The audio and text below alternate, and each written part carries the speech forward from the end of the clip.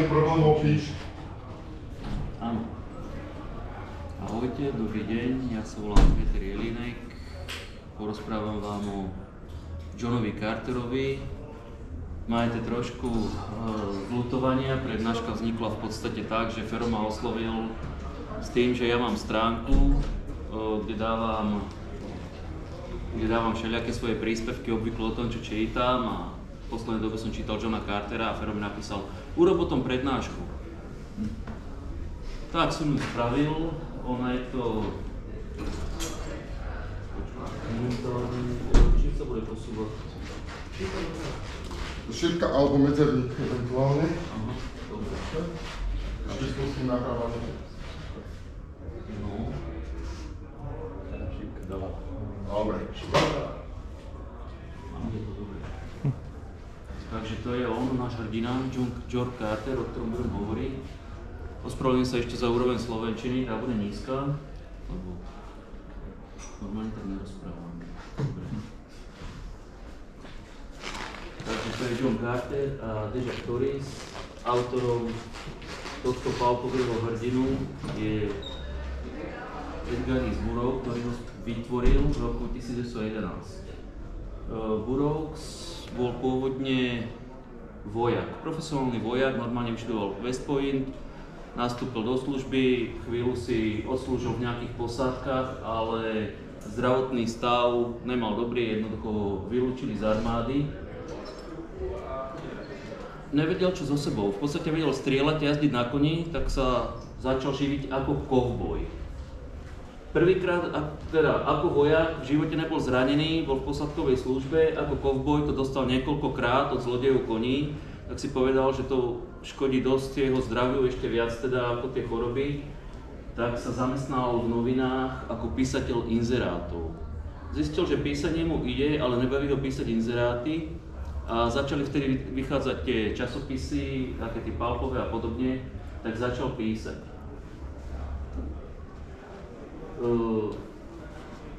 Jeho prvým, on písal veľmi veľa poviedok z toho svojho života, o kovbojoch, o všelijakých zločincoch a podobne, ale potom sa v podstate ešte asi 20 rokov pred ním Henry Haggard napísal svoj román She a vymyslel Alana Quatermaina a vymyslel tzv. Stratené ríše. Obvykle ide o nejaké mesto v džungli, kde je stratená civilizácia, niekto ju objaví. No, tak Burroughs toto prevzal a rozvinul to a stal sa majstrom stratených ríši. On dal stratené ríše všade. Jemu nestačila, on teda pôvodne najviac písal Tarzana, to bola jeho značka. Plná Afrika je nasekaná stratených ríši, tam nájdete stratenú ríšu v každom údolí, za každým kopčekom. Bolo mu to málo, tak prevzal koncept dutej zeme, v dutej zemi sú tiež stratené ríše, bolo to málo. Mars, Venuša, Jupiter, všade sú stratené mestá, stratené ríše, kde dobrodruhovia zažívajú svoje dobrodružstvá. Je to... Skrátke, ináč je to dosť šablónovité, ale to nevadí, lebo uvedomte si, že on to písal normálne na tie paperbacky, ktoré ste si kúpili, keď ste šli na dvojhodinovú, trojhodinovú cestu vlakom, a on to nepísal ako sériu, ako teraz niekto číta seriál, a on to skrátka písal, vedel, že niekto si niekedy kúpi jeho knižku. Je jedno, čo sa odohrávalo v predchádzajúcej, bolo jedno, čo sa odohrávalo v nasledujúcej. To bol fuk. Preto napríklad jeho hrdinovia nestarnú. John Carter má vždycky 30 rokov, Tarzan, ktorý sa narodil v roku 1988 alebo 9, on je furt mladý. Tarzan bojuje v druhej svetovej vojne a furt je mladík. Akože. Až asi tak v predposlednej knižke z 25 o Tarzanovi Burroughs to vysvetlí, že nejaký Tarzan, kde si spomenie, že nejaký šaman černošský mu za záchranu života dal napiť nápoja nesmrteľnosť. Ale fakt mu to stačilo, asi mu to vyčítali už vtedy, prosím ťa, však ten Tarzan už musí mať 60 rokov a stále tam skáče po tých liánach, no tak Tarzan teda povedal, dobre, vypil nápoj nesmrteľnosť.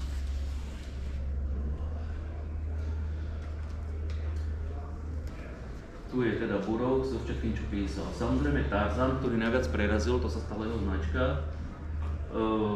Tu je John Carter, Tuto sú jeho kovbojské romány, toto je Pellucidar, ktorý sa odohráva v podstate v dobe kamennej, v tej vnútri tej dutej zeme. Toto je Mesačná panna, tu ešte nemám načítanú, raz sa po ňu snad dostanem. A ostatné, ktoré sa odohrávajú na Venuši a tie kovbojské a takú v podstate. On písal takú dobrodružnú červenú knižnicu, dá sa povedať. Lebo vždycky je to o láske. V podstate väčšina jeho motivov je, že odvážny muž, teda okrem Tarzana, Tarzan bol mimo toho, Tarzan má aj iné zápletky, ale väčšina tých ostatných je odvážny muž, zachraňuje krásnu, cudnú a neviem aké superlatívy mladú ženu. Ešte ja musím čarovať, ja som vždycky cudzím oným jak bez ruky, cudzím notebookom počítačom.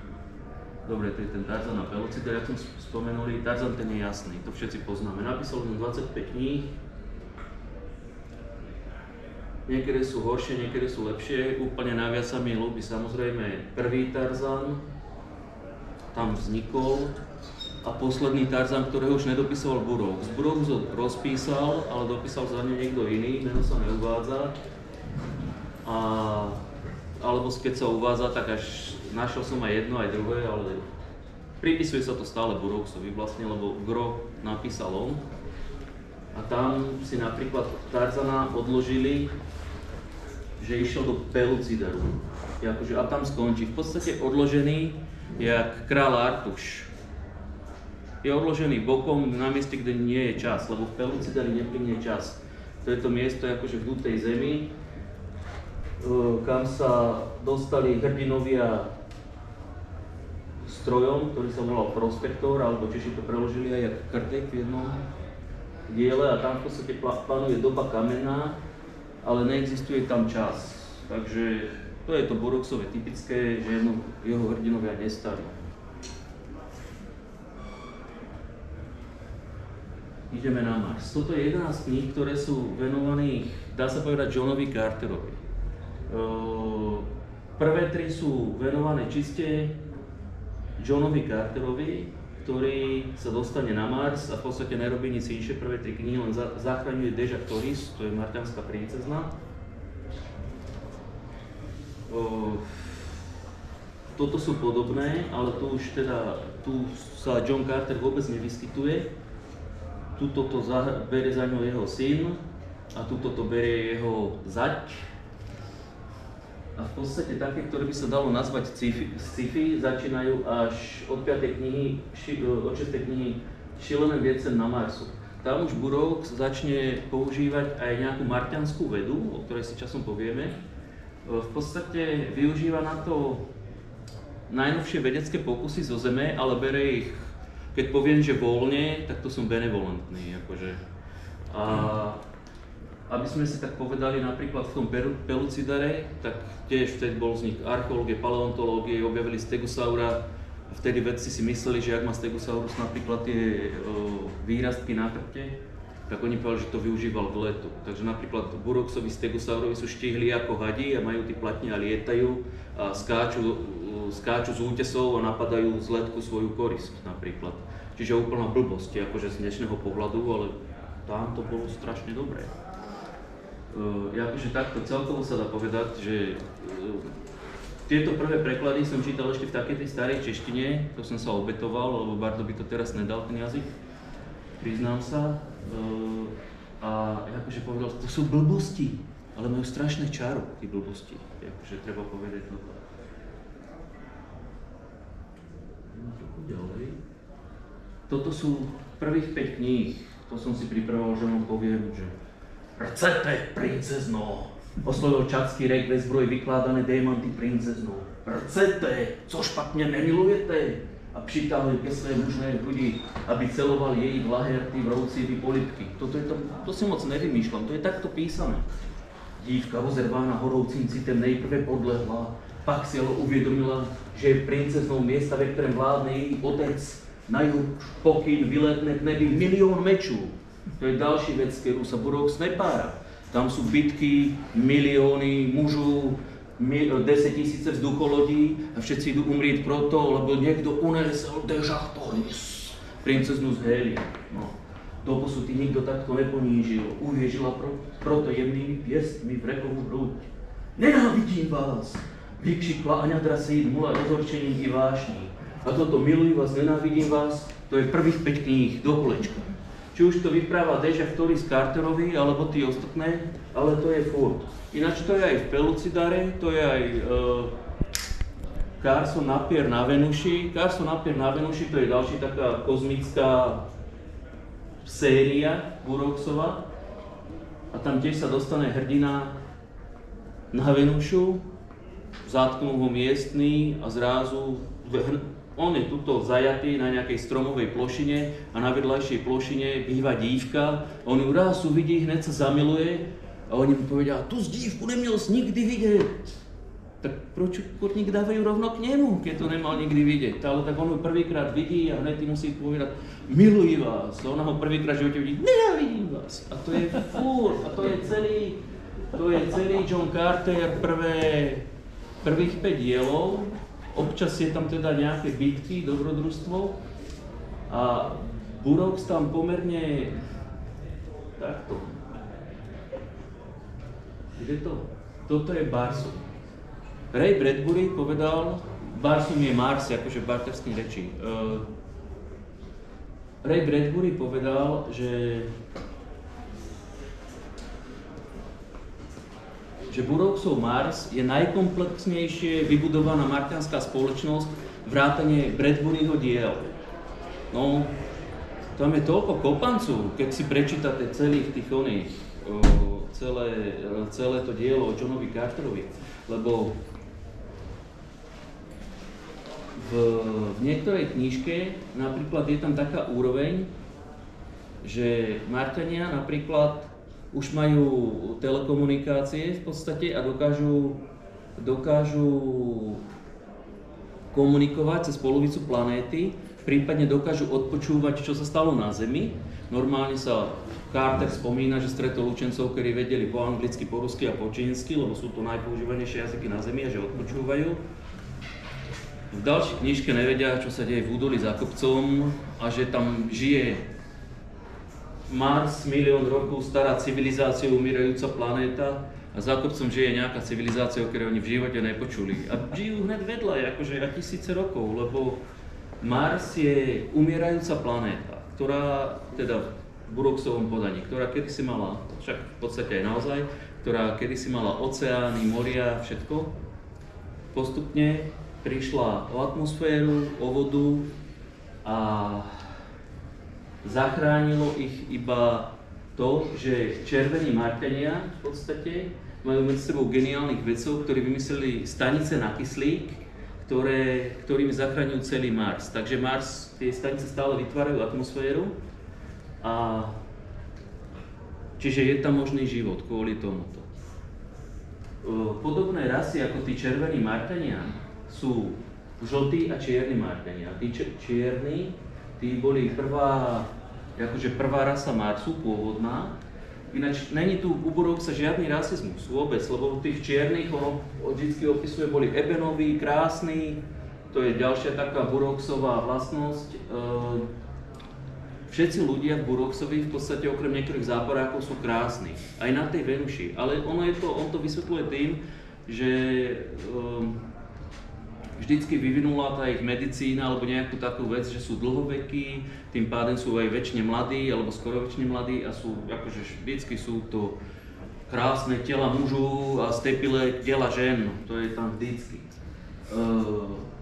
Zaujímavé je to, že títo žltí žijú na severe, čierni na juhu a čierni sa obvykle venujú pirátstvu, je to zanikajúca rasa a najpočetnejší sú títo červení, ktorí v podstate tvoria civilizáciu Barsoomu a sú tam zelení. Videl niekto film? To sú takí tí veľkí, vysokí štvorruky, to sú zelení, to sú miestni barbari a nomádi a potom sú tam ešte bieli orovarovia a lotariani, ktorí teda majú bledú pokožku a žlté vlasy. Ale v podstate tí lotariani žijú iba v meste s nejakom, to je zase ďalšia stratená ríša, ktorá tam je. Orovarovia sú na tom podobne, čiže iba títo dve mesta, kde žijú tieto bieli, ale samozrejme musel som ich spomenúť, lebo tvoria zápletky dvoch kníh. Zaujímavé na týchto všetkých, čo som vymenoval, že sú vajcorodí. Takže asi majú nejaký príbuzný koreň a oni všetci kontrolujú populáciu. On to popisuje tak, že majú na odľahlých miestach svoje liahne. Každá marťanská žena raz za čas, jak to na ňu dojde, alebo teda jak je plodná, znesie vajíčko, ktoré dáva na chladné miesto. Raz za 5 rokov zaberú tie vajcia, zhodnotia, že kedy by asi mohlo byť, že sa z neho niečo vyliahne, dajú to do tej solárnej liahne na utajené miesto a asi tak za rok alebo za koľko dojdú tam, počkajú, až sa vyliahnú mláďatá, ktoré sú vyliahnuté zoberú, ktoré sa vyliahnú neskôršie pozabíjajú. To je marťanská kontrola populácie, asi na takýto štýl. Robia to určite zelení, u tých červených a tak sa to nespomína, ale spomína sa tam teda, že sú tiež vajcorodí v podstate. Ono je to potom zaujímavé, lebo John Carter má z Deža, ktorý z 2 detí a ja rozmýšľam, nejakých spravil. Teda, jak na nich pracoval, môžem, ale myslím si, že mu pomohol niekto druhý, keďže porodila a potom musela znesť vajíčko, samozrejme, ale to tá knižka tak nerieši. Tam je skôr o tú lásku toho muža k tej žene, vždycky. Ďalšia taká rasa zaujímavá sú Ternovia, alebo Ternovia. On ich popisuje tiež jak vysokých blondiákov, lenže potom sa zistí, že sú to parochne. Všetci Ternovia sú plešatí, takže aj nadpozemský krásna princezna Phaidor z Hernu, ktorá sa zamiluje do Johna, je určite plešatá. Je to ukázané iba v komikse, v knižke sa to nespomína, tam je vždycky krásna blondínka. Jediná v celých 11 knižkách ináč. Všetky sú černovlasé. Zaujímavé rasa sú tam ešte Kaldani a Rikori. To vždycky musia byť spolu, lebo Kaldani to sú také malé hlavy na krabých nožičkách a Rikori to sú zase ľudské telá, ktoré majú túto ústa, ktoré nevedia nič, ktoré sú úplne bezprizorné, vedia len žrať. A tí Kaldani, tí zase iba myslia, tak oni sú v takej v podstate symbióze.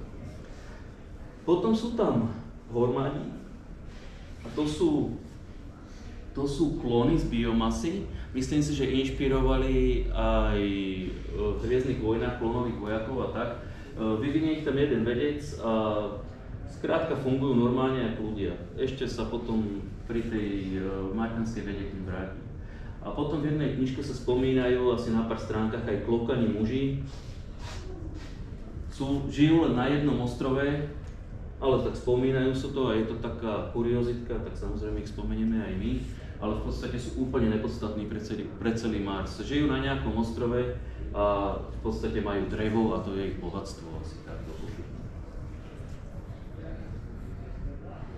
Ja ešte, keď už sme tu, keď tu máme obrázky, toto bolo celkom fajn, jak pomôcka, lebo toto je teda žltý marťan zo severu, toto je Ulsio, miestna krysa.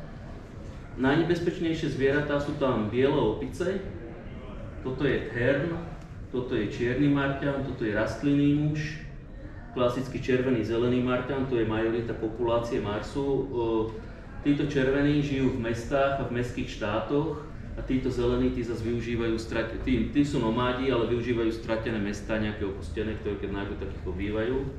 Toto sú ich jazdné zvieratá, toto je tá krabí hlava na nožičkách, ten Kaldan. A táto kostrička, to je z Jupitera. To až v poslednej knižke dojdú normálne kostliví muži z Jupitera a prvýkrát je tam zásadný zlom v zápletke. Neunesú Deža Ktoris. Unesú Johna Carter. To je fakt, v 11. knižke sa prvýkrát stane nečakaná od toho, že unesú Johna Cartera. A potom je tam ešte samozrejme Kalot, to je strážny pes. Ale ono to tam nahrádza psa, kojota, vlka, jak to potrebuje Borox, tak to použije.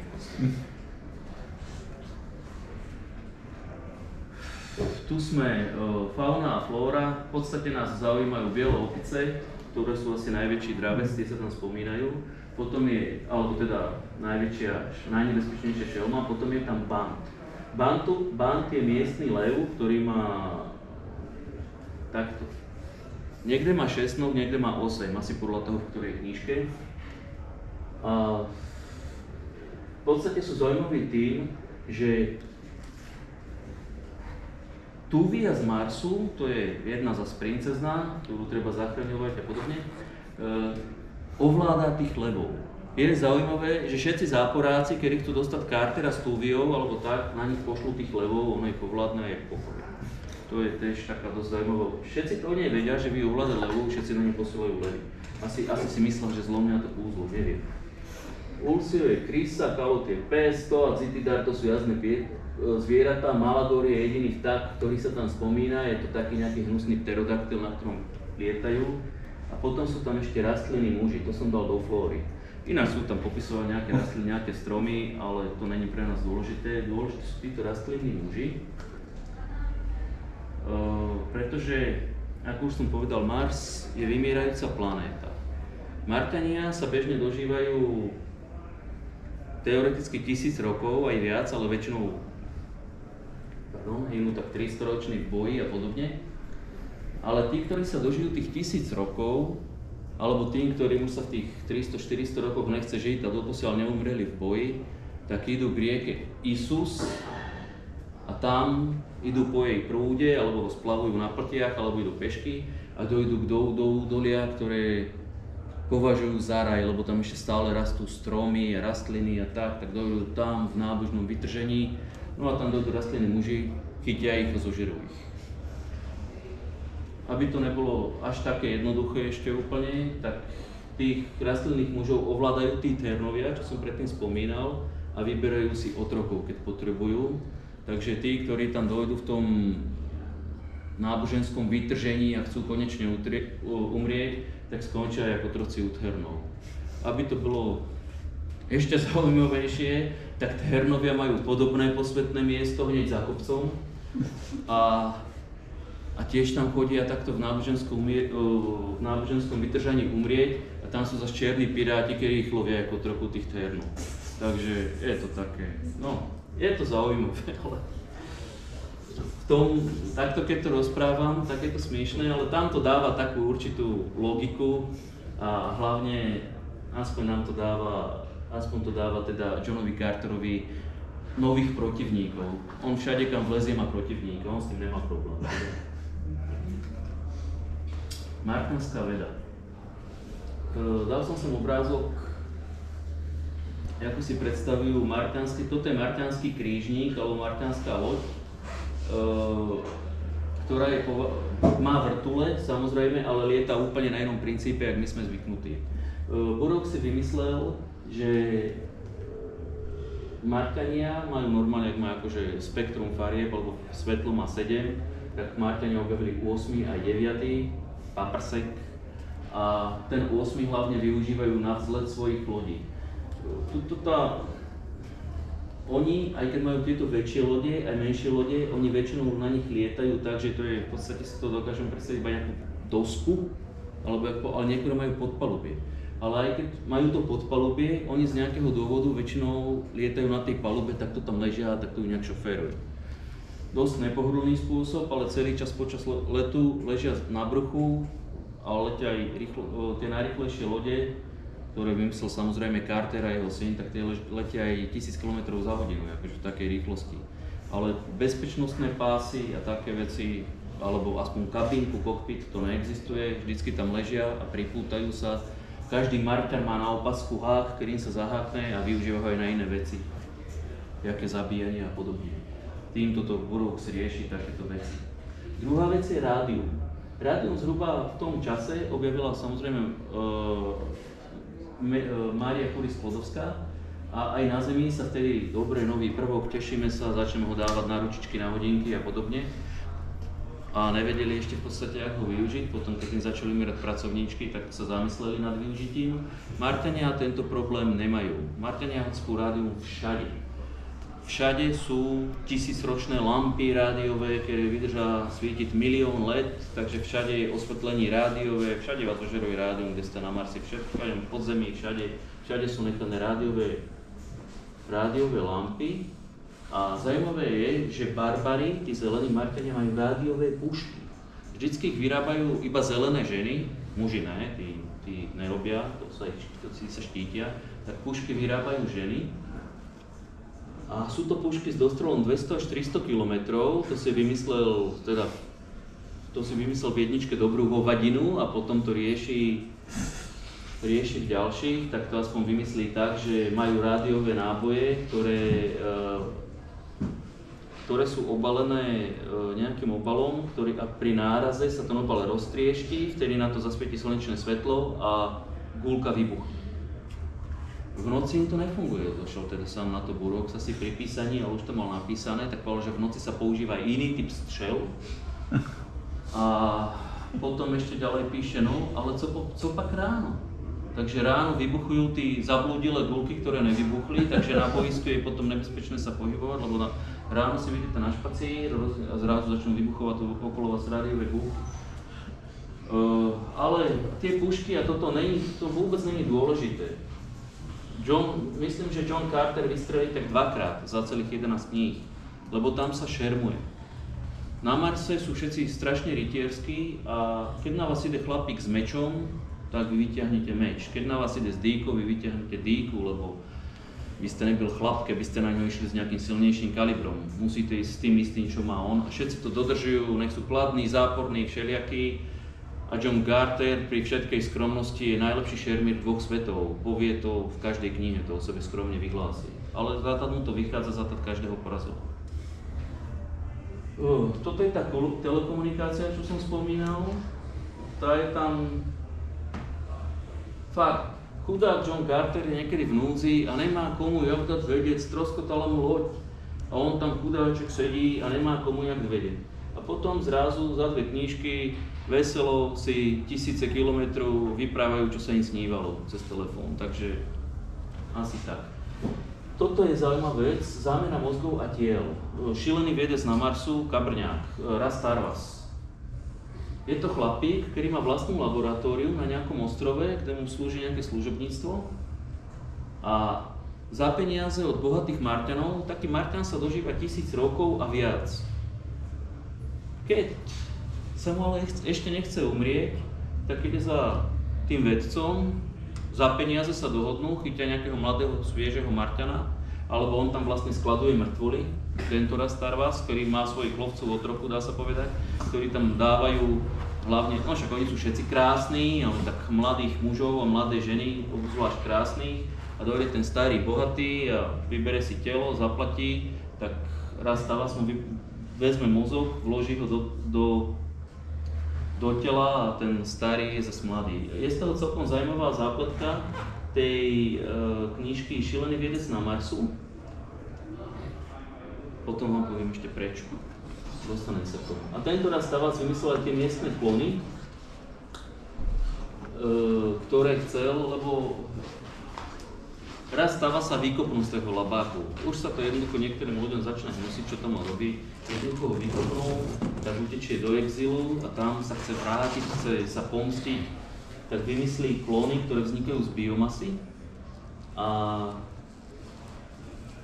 ktoré sa potom aj v neskorších klónach ešte častiach objavia, lebo mu utečú, lebo klóny majú vlastný mozog, vlastné nápady, občas sa medzi nimi vyskytne nejaký, ktorý chce samozrejme ovládnuť aspoň miesto, alebo vesnici, alebo celú planetu, takže o záporáku z klónu je postarané.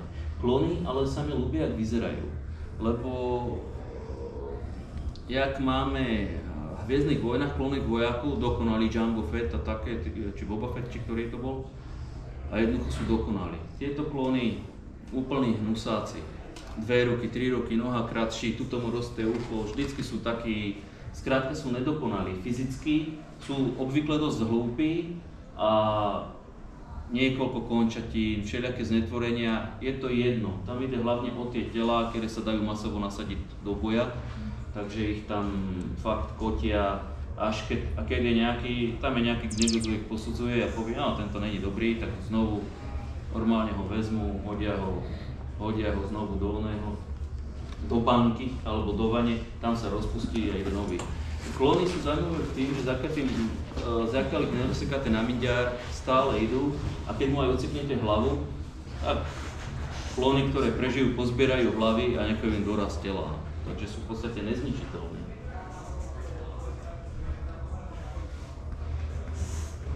Dobre. John Carter, hlavný hrdina.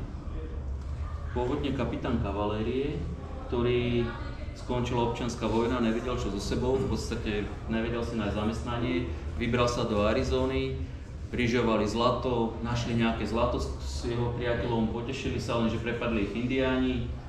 Kamarát to má za sebou, John Carter na úteku pred indiánmi sa schová v jaskyni, zaspí, zobudí sa na Marsi. Toto je Burroughsov recept na to, jak sa dostať na cudzú planétu. On to nerieši, za 11 kníh on nerieši, jak sa John Carter dostal na ten Mars. Vo filme je to celkom dobrá zápletka s týma diskami, ternami a tak ďalej, ako v knihe ani zmienka. Ja som zaspal kdekoľvek, za rôznych podmienok, maximálne som sa zobudil z bolesti v hlave, ale furt ma to myslel viesť. Nie. Ale ty nejsi najlepší šermír vo svietu, čo sa tu pamätám, že som vracal na záchode a zobudil som sa v postele, takže áno, funguje to. Čo sa tu prirovnávaš? Ty nejsi najlepší šermír. Ale akože dobre, toto Burroughs nerieši, aj keď už neskôr, jak píše napríklad toho Carsona na Venuši, tak ten si aspoň postavil raketu a zaletel tam. Carter nie. A zaujímavé, že tá kniha je písaná, Carter bol ale niekoľkokrát na Zemi, niekoľkokrát na Marse. On,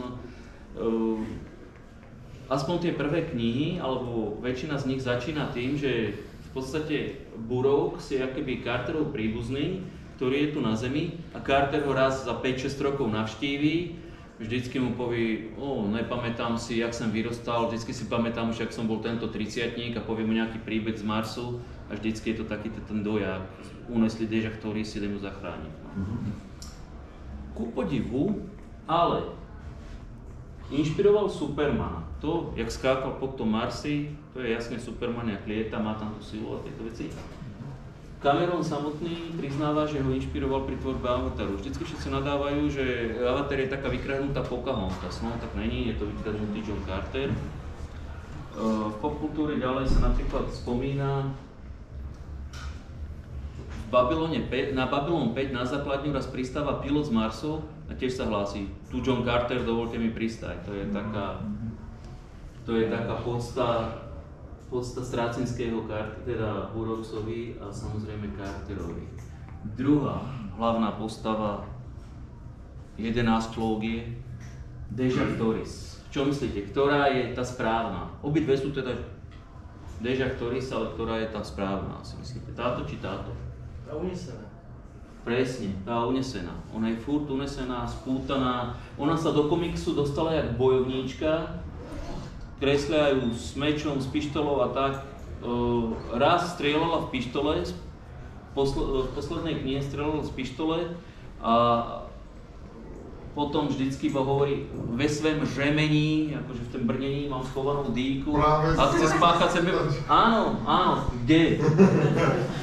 Toto, že proste brutálny armor má na sebe, hej, to... Ale jej sa nikdy nič nestane, ale každý záporák chce iba líbať jej rty. A o to im ide všetkým. Keď sa opýtal, oč ide zlým chlapcom na Marse, líbať rty Deja Toris. To je hlavná. Teda preto ju unášajú, že proste... Samozrejme. Ale ne, hrá sa tam perfidný, ale to je klón, v podstate inteligentný klón, ktorý unesie Deja Toris, ale iba kvôli nejakému prízemnému železu. Lebo chce, aby mu mesto Helium dalo svoje doly a on aby vyzbrojoval svoju armádu. Deja Toris unesie a ani raz sú nepoboská, ani nemá záujem. Jak barbarské. Akože je trafný. A ešte som nevidel brnenie na bradavky, to prvýkrát vidím. To je že... No, ale on myslím, že v knihe je nahá celá, alebo niečo také, že? No, oni tam chodia v podstate nahatí, alebo teda on to tak popisuje, že nosajú to žemení alebo zbroje. Zaujímavé je, že všetci sú strašne cudní. Tam nejaká erotika nie. Tam ne, oni sú akože, tam chodí najkrajší žena Barsumu v podstate nahatá. Muži chodia ve zbroji zdobených démanty, ale sú to iba nejaké pásy kože. Ale oni sú, akože ženy sú verné, nikto tam není chlípny, všetci sú morálni, všetci sú, aj tí záporáci by si nedovolili niečo k žene. vtedy líbať možno ty, buďte na mne milá, budete mou a také, ale ináč akože nic. No. Ešte som chcel to, že áno, komiks, vrátime sa. Komiksy o Carterovi a spol sú Warlord of Mars. Akože, lebo okrem Johna Cartera sú tí príbehy aj o iných hrdinoch, tak je to Warlord of Mars, ale Deja Thoris je jediná, ktorá sa asi vďaka svojej skvelej povahe dostala do iných komiksov. Ja som našiel tieto, vždycky sekunduje nejakej silnej ženskej hrdinke. Takže Vampirelle, Červenej Soni a Irene Adler ze Sherlocka Holmesa, to je frajerka Sherlocka Holmesa toto. A je to taký skvelý steampunkový komiks.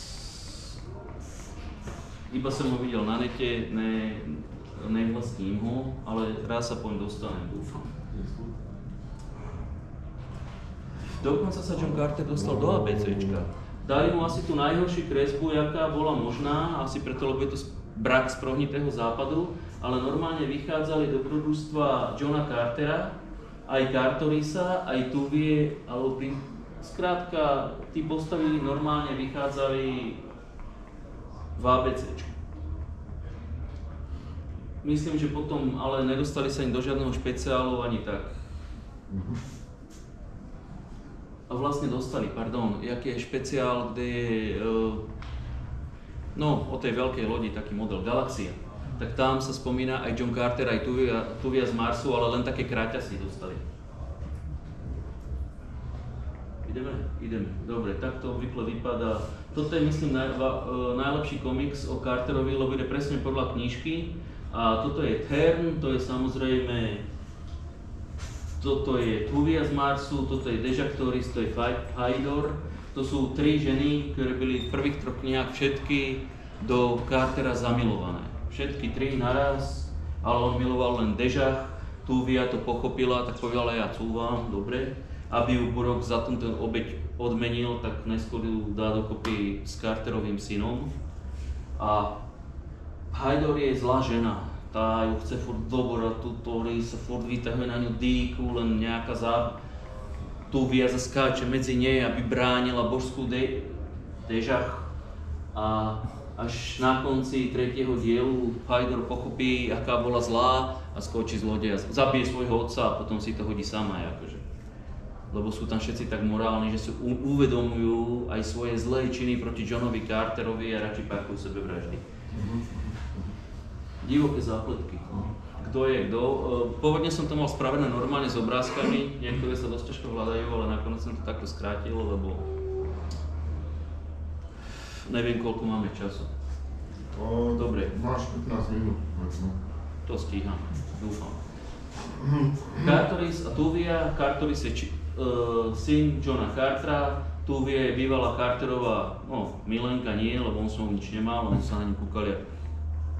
On videl len Dežach, ale tak Burok si ich dal dokopy.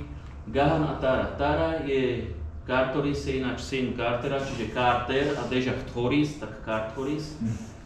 A potom Gahan z Gatolu, to je miestny šlachtic, a Tara z Helia, to je Carterová dcéra. A oni spolu vystupujú v knihe Vražedná šachovnica na Marsu. Ja som po Cartera došiel v podstate vďaka frazetovým ilustráciám Vražedná šachovnica na Marsu. Myslel som si, že tam šermuje Carter, ale nie, to tam šermuje tento Gahan a zachraňuje túto Taru, Carterovú dcéru. A je venované toľko krezieb, ja som si myslel, dobre, to bude krvavá knižka, konečne nie. 3 strany. Z celej tej knihy sú tej šachovnici venované asi 3 strany, ale akože krezieb veľa a ľúbia sa mi. Lana z Gatelu, to už je zase Carterová vnúčka, týchto 2 dcéra, a to je Dežach Thoris na druhu, tiež len zachraňuje. Má aj nejakého frajera, ktorý je ale není neschopák, ale v podstate furt zachraňuje Carter. Dedeček zachraňuje vnúčku v podstate. Tan Hadron a Tavia. Taviu mám rád. Ten hadron je tiež dôstojník Johna Cartera, Gardy a on sa zamiluje do nejakej ženskej, stále ju chce zachraňovať z potíží.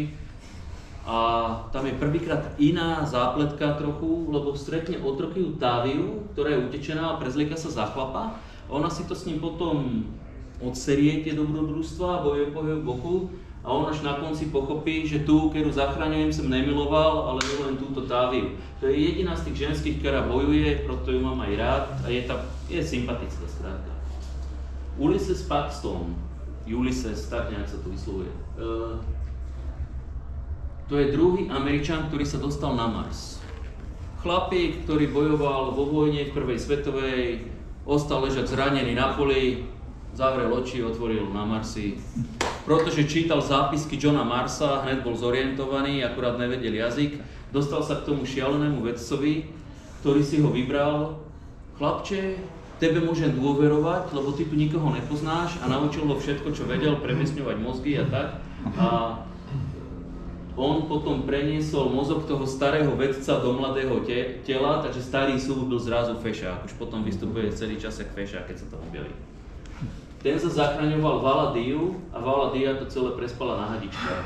Celú knižku leží na katafalku, idú do nej hadičky, je napojená, až na konci ju teda oživia a ona vám povie Ulyssesovi, ako ho miluje. Aspoň tá nekričí nenávidím vás, jedna z mála.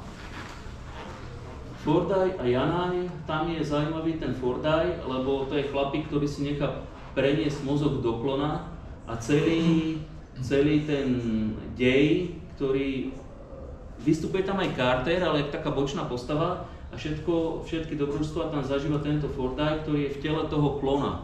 Má strašnú silu, merá cez 2 metre, má jednu ruku má krátku a druhú asi tak 3-metrovú a preto je veľmi dobrý šermír, lebo všetkých zapichujú z diaľky tým mečom.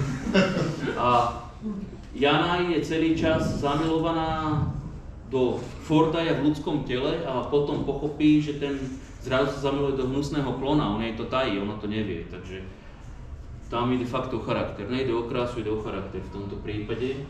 Ešte toto sú kladiaci, to sú záporáci.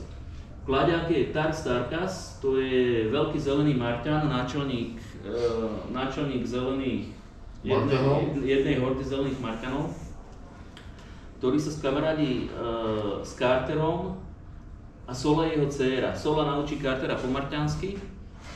A jak som vám hovoril, ako oni majú tie vajíčka, vyberajú si tie mladé, tam je ďalší taký nelogický skok, že Carter zistí, že táto Sola je Tarkasova dcéra. A vy sa pýtate, jak? Všetky sú z tých vajec, berú si to tam bariak. Jakože jak? Genetické testy nerobili, ale šírili sa drby, tak Carter načúval a zistil, že Sola je Tarkasova dcéra, tak to musí byť pravda, lebo to povedala nejaká stará baba. Ale tak Tarkas to tak bere, odvtedy má Cartera rád, lebo on tú Solu zachránil. To sú akože kladiaci. Tam je samozrejme viac postáv a kladných postáv. Ja som vybral takých, ktorí sú buď hlavní hrdinovia románu, alebo sa majú aj v ostatných knižkách viac jak 3 vety. Táto Sola je teda iba na začiatku, to je iba v prvej knihe, potom už po nej ani pesne štekne, ale spomínam ju, lebo je dôležitá z toho, že vlastne Cartera naučila všetko, čo sa týka Marsu. Záporáci. Mataj Shank, to je podlý únosce Dežak Toris a vládca Ternov a jeho dcera je Pajdor, ona ho potom zabije. A vydržali 3 knížky, takže sú akože super, lebo 3 knihy vydržali bez toho, že by ich Carter zabil. Isus, to je bohyňa černých pirátov, to je vlastne tá, ktorá je božstvo najvyššie a posledné, ktorému chodia. No oni si myslia všetci, aké je to dobrotivá bohyňa, chodia tam do toho údolia a tam ich tí rastliny muži a podobne a robia z nich otrokov a tak ďalej. Carter ju dochytí, Carter ju zbaví božstva a nechá ostatných, nech už ju zabijú, lebo Carter nebude si špiniť tým, že by zabíjal ženy, aj keď je to taká stará beštia, tak iba zhodí z trónu a oni už ju tam roztrájú. Ale tak, a ešte je tam samozrejme ten Rastavas. Ostatní záporáci nie sú dôležití, lebo sú mŕtvi.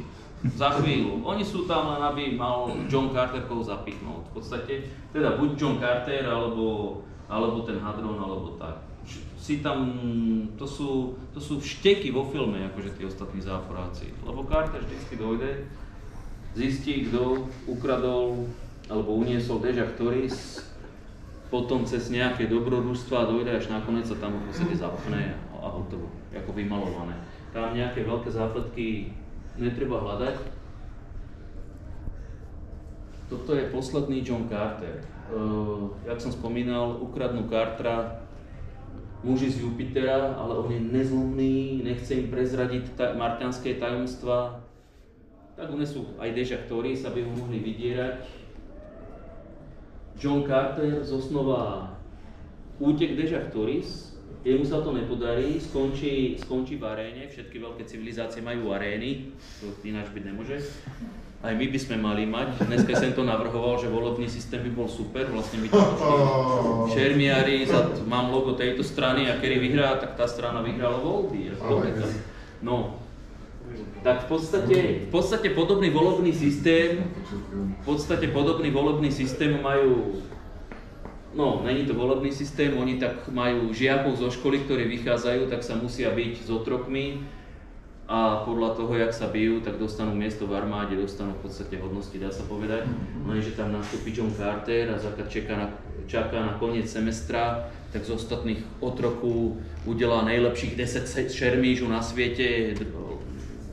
Takže dojdú, pozabíjajú školákov, zdrhnú a John Carter konečne ide za Deja Actoris. Príbeh končí nedokončené.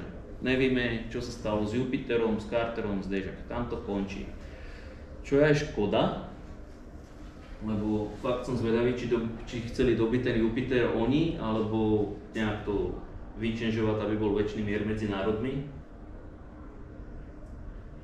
Dobre, ideme na film. John Carter inšpiroval mnohých režisérov, ale v podstate sú o ňom natočené len 2 filmy. Vždycky v minulosti, keď aj bol návrh natočiť Johna Cartera, tak sa to zamietlo, dokonca sa zamietli aj animované filmy. Neviem, prečo bolo také rozhodnutie, ale potom, myslím, že Atkins sa volal ten režisér, jednoducho natočili tento C-čkový Princezna z Marsu, Antonio Sabato junior ho hral. Odohráva sa to v súčasnosti, on je normálne vojak v Afganistane, ktorého zrania. Tiež zrania ho, dostane sa do plnej nemocnice, dajú ho na nejakú kapačku, asi do neho dajú experimentálny liek a on sa prebere na Marsi a je to strašná hovadina. Akože treba oceľové nervy to vydržať. Sekunduje mu tam najkrásnejší dívka na Marsu, je pornoherečka Tracy Lords, ktorá jak pornoherečka je známa tým, že hrála Adventures of Tracy Dick, to je Dick Tracy, ale Tracy Dick. A ona potom hrála napríklad aj v normálnych filmoch, Zack a Miri točia porno, to je asi jej hollywoodský vrchol, ale už taká pomerne, no, není to najkrásnejší žena na Marsu, no, povedzme si to otvorene, ale tak hrála ju najkrásnejší ženu na Marsu, film je strašný, pustíme si trailer, uvidíte. Ešte takto asi vyzerali zelení Marťania v ten filme. Ideme na trailer. No, to zase ja budem tuto chaosiť. Idem ti pomôcť? Áno, lebo nevidím... Ja sa pohode, spravím jednu druhú vec. Nevidím vôbec studio. No, takto. Ale nie. Túto hrošku krúžime, tu dole, poď hore. Tu si úplne v rohu. Vidím sa. Poď ešte do žltého, dobre. Som žltom? Áno. Si pri C-čku, poď hore. Čo som sa? Kúkaj na onu, na veľkú obrazovku. No však, ale... No.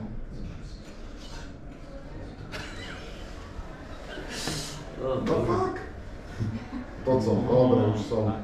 Keď ty domáci s tým nevíš robiť. To je môj...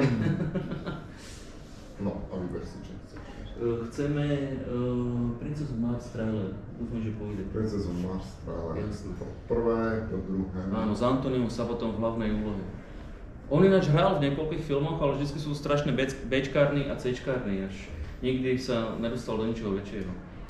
Keď som si pozeral jeho filmografiu, ani som... Marta, aha, chyba. Ono to nabehne za chvíľku, snáď. To Dobre. prvá. Potom tam v podstate, kým to nabehne, tak vám porozprávam o druhom filme, áno? Toto je rok 2009, tento C-čkový. Potom rok... A hneď 5 krát, jasné. Aha. Čo by nie. No, to je John Carter, je postreľovač v Afganistane. Čtvrtý myslím. To je jeho pleco. Ale vy to nevidíte. Ne, je to úplne bokem. Aha, to správne. Takto. Zavrieme všetky. No. To je tiež jedna, lebo sa to načítalo aj 5 krát. Dobre, už to vidíme. Dobre. Sú tam úchvatné počítačové triky? Toto si to budeš musieť povedzme. Áno. To sú zelený martenia, utečia na červený. Vino. Kráska. A títo pavúci v podstate v knihe vôbec nie sú.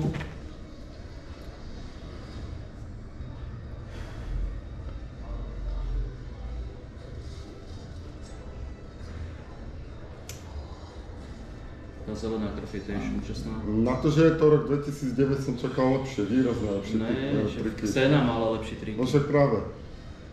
Výrazne lepšie. To už ho oblela tým očom, áno? Niečím ho obliela. Aha. Epický záver. O, ten smiech, není ho počuť, pardon. Dobre. Dobre. Lebo sa to spustilo niekoľkokrát. Takto. No, potom v roku Takto. 2012 natočil Čo zle?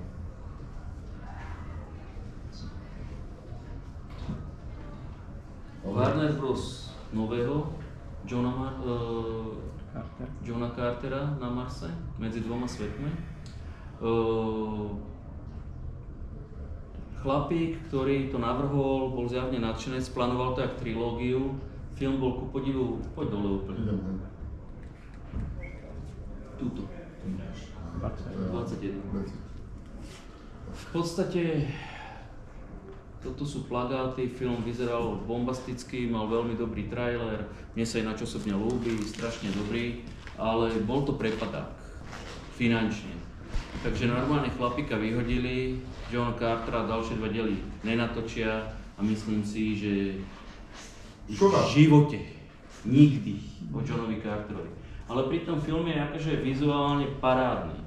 Príbeh je práve že lepší, ak býva v knihách, pretože dobre, John Carter tu zachraňuje Dežactoris. Ináč stránne sa ľúbi tento plagát, že tuto je John Carter, tu je Tars Tarkas, tu je pes a až vzadu je Dežactoris.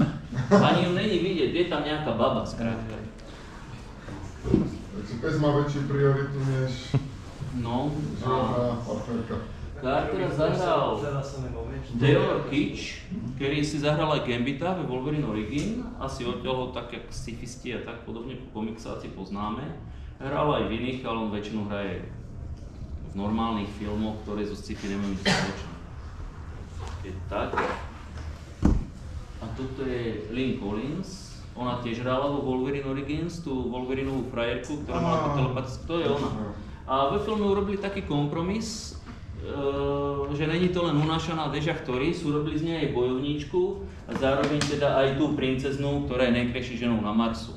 Akože určite lepšie než Tracy Lord, určite sa viac podobá predlohe.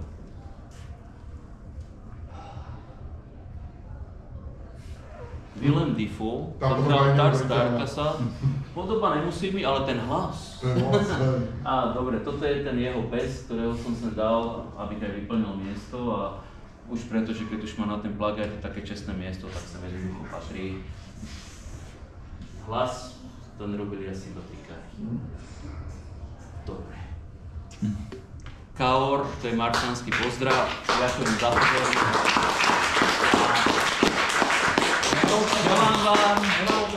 Želám vám, aby vaše vzťahy boli také ako medzi Johnom a Toris. To znamená, každý bude unášať. Všetky problémy vyriešite a každá vzdialenosť nenaruší vašu lásku. keď máme čas a chuť, Nemáme. mám tam najlepší asi 12-minútové video, pre istotu, nevedel som, jak rýchlo to stihnem, tak sa pozrite na YouTube, sú tam najlepšie momenty z Johna Cartera, oni sú dobré v tom, že tam ukazujú tú vajcerodosť tých Marťanov a tie veľké biele opice, jak tam skáču a také veci, skrátka vizuálne je to super, ten film. Mám otázku, tí Skeleton Men from Jupiter, oni sa aj objavili v českom preklade? Áno, áno. Počkaj, to je ten posledný. Predtým je, Lana z Gatulu a John Carter z Marsu. A tam sú, ale to už je, tie knižky už sú ináč. Lana z Gatulu není písaná jak jednotliatý román, ale to je sada poviedok, v ktorej každej sa Lana dostáva do prúseru, Carteru zachraňuje a podobne je spravená aj tá posledná kniha, kde je prvá poviedka ten perfidný verec, ktorý sa ulakomí na železo, unese Dežach Toris, to je polovička knížky a druhá polovička knížky Jupiterania unesú Johna Cartera a skončí to nedokončené. Takto. Ja sa chcem pýtať, že jednu vec, že v akom stave bola táto palmová sci-fi literatúra v 11. roku? Že prečo práve John Carter je ten fenomén palpový?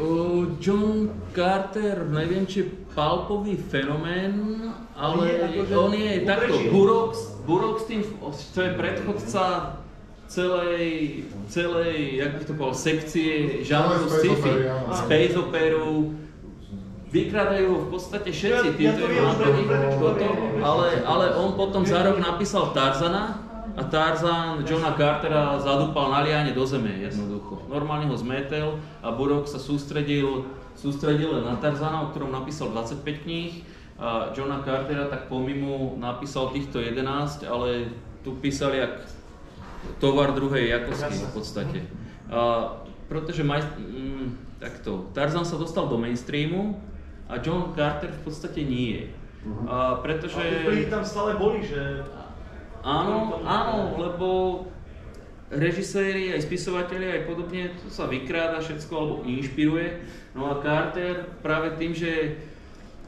Jak som povedal, že áno, sú to blbosti, vždycky zachraňuje Dežach Toris, ale on tam medzi tým tak voľne tam šupe tí, akože poznatky a tú vedu a také. A tým práve, nie tým, že John Carter zachraňuje Dežach Toris, ale práve, že týmito vecami, ktoré sú tam v podstate ani nejak nepodstatné, len on tam spomína, aby tam bola nejaká marťanská vieda, alebo on tam rieši aj marťanský jazyk, alebo v Carsonovi z Venuše aj ten venušanský jazyk.